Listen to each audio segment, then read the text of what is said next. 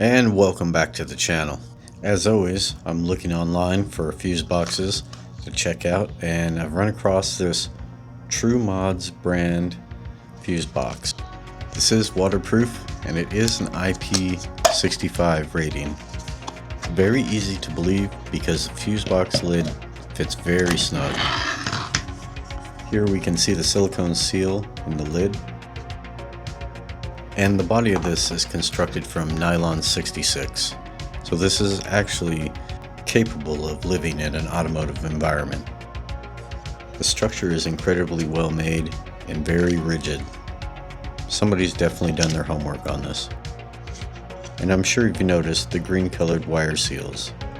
It may be a little hard to tell on camera, but the holes are not punched entirely all the way through. And this is actually a really nice low effort way to keep unused wire locations sealed, essentially allowing all the seals to act as cavity plugs. It does come with the instructions, which is, honestly kind of nice to see for once. Here's a look at what comes in the kit, minus one thing, which I'll show you in a minute. If you were flush mounting this to a flat surface, no worries, they even include the gasket. Honestly, it's kind of amazing. I have a mild complaint. Maybe not brass terminals, but tin-plated copper terminals, but these are sealed, so it probably doesn't even matter.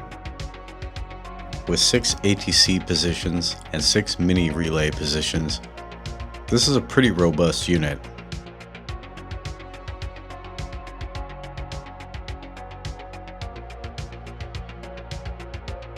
Next, let's check out this waterproof bus bar. This is super cool. Same IP65 rating, same Nylon 66 body.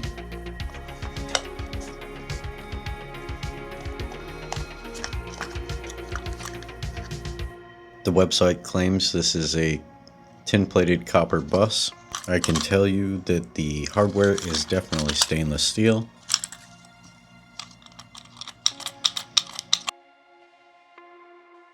It does have instructions once again, just like the other one. Let's see what we get with this kit. Once again, the base seal for flush mounting. A cable about 2 feet long. Wire seals. Small terminals. And the assorted hardware and brackets. They seem to come with both of them. They both seem to have the same brackets, bolts and nylocks. I like that the wire seals are thick and they fit really nice and snug. It's nice. It has a good feel to it. And the bottom seal for this fits just as well as the other one. Comes with a 4-gauge cable. Temperature rating 105C is kind of weak.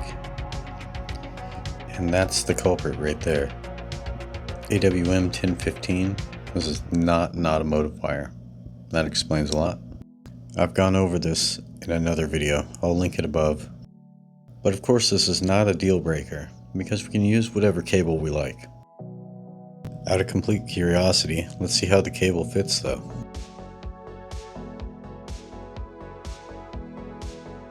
That's a satisfying fit up.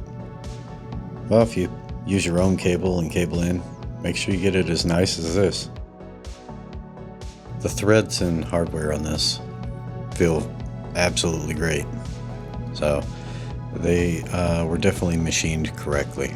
A small note, there are star washers under those Phillips head screws. Might be hard to see sometimes. The entire idea for this is one large cable in, 6 small wires out. So you can distribute power however you like. This keeps you from having to split one cable into many small wires, which is not always the easiest thing to do. But remember, the opposite is also true. You could use this to combine many ground wires into one ground cable. This cable could be to bypass a fiberglass section of a vehicle or a boat or what have you, or just to get your ground cable to somewhere that just has a better ground point.